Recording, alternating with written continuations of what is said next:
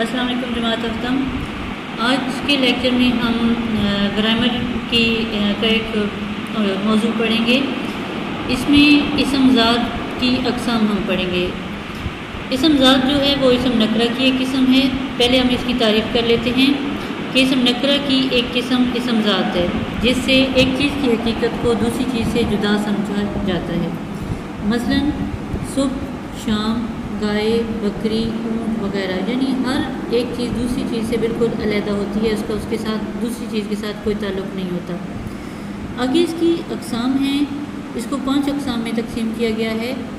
اسم ذات کی 5 اقسام ہیں، جو کہ اسم مصغر، اسم مکبر، اسم ظرف، اسم اعلیٰ اور اسم صوت ہے۔ ہم ان کے بارے میں پڑھتے ہیں۔ پہلی قسم ہے اسم مصغر۔ مصغر کا مطلب ہے چھوٹا۔ یہ وہ اسم ہے جس میں کسی چیز کے چھوٹا ہونے کے معنی پائے جائیں۔ مثلا گھر سے گھروندہ، چھوٹے گھر کو ہم گھروندہ کہتے ہیں۔ پہاڑ سے پہاڑی۔ اسی طریقے سے اور بھی بہت سی مثالیں بن سکتی ہیں، لیکن یہاں میں نے بہت تھوڑی سی مثالیں دی ہیں۔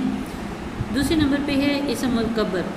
یہ اسم مصغر کا الٹ ہی ہو جاتا ہے۔ مصغر کا مطلب چھوٹا ہے، تو مکبر کا مطلب بڑائی کے معنی میں پایا جاتا ہے۔ یہ وہ اسم ہے جس میں کسی چیز کی بڑائی کے معنی پائے جائیں۔ مثلا بات سے بتنگڑ، پگڑی سے پگڑ وغیرہ۔ تیسری قسم اسم ذات کی اسم ظرف۔ یہ وہ اسم ہے جو وقت یا جگہ کے معنی دے، یعنی اس میں 2 چیزیں آ جاتی ہیں، وقت بھی اور جگہ بھی۔ اسی لحاظ سے اس کو 2 اقسام میں تقسیم کیا جاتا ہے، جس کو الگ الگ نام دیے گئے ہیں۔ اسم ظرف زمان اور دوسرا ہے اسم ظرف مکان۔ اسم ظرف زمان کی تعریف ہے کہ وہ اسم ہے جو کسی وقت یا زمانے کو ظاہر کرے، اسم ظرف زمان کہلاتا ہے۔ مثلا دن، رات، مہینہ، سال، آج، کل، پرسوں سال وغیرہ، یہ سارے جو وقت کے پیمانے ہیں ان سب کو اسم ظرف زمان کہلاتے ہیں، زمانے کے حساب سے۔ جبکہ دوسری قسم ہے اسم ظرف مکان۔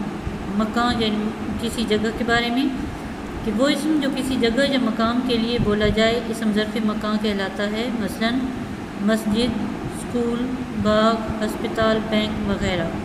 کوئی بھی جگہ کی جب نام ہوتا ہے وہ اسم ظرف مکان میں آ جاتا ہے۔ اب چوتھی قسم ہے اسم ذات کی، وہ ہے اسم آلہ۔ آلہ آپ نے لفظ سنا ہوا ہوگا۔ آلہ کے معنی اوزار یا ہتھیار کے ہیں۔ یہ وہ اسم ہے جو ہتھیار یا اوزار کا نام ہو، مثلا تلوار، پستول، کینچی، خنجر وغیرہ۔ 5ویں نمبر پہ آ جاتا ہے اسم صوت۔ صوت عربی زبان کا لفظ ہے۔ اس کے معنی آواز کے ہیں۔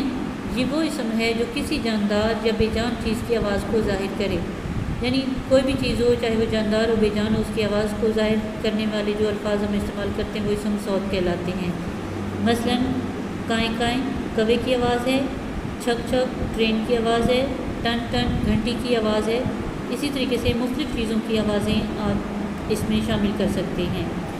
یہ اسم نکرہ کی قسم ہے، اسم ذات۔ اس کی آگے 5 اقسام ہیں جو کہ آج ہم نے پڑھی ہیں۔ اسم مصغر، اسم مکبر، اسم ظرف، اسم اعلیٰ اور اسم صوت۔ آپ نے ان سب کو اچھے طریقے سے یاد کرنا ہے اور اپنے طور پر پریکٹس کرنی ہے، اس کی مشق کرنی ہے کہ اس کی ہر قسم کے 5 مثالیں آپ نے اپنے رف رجسٹر پر لکھنی ہیں۔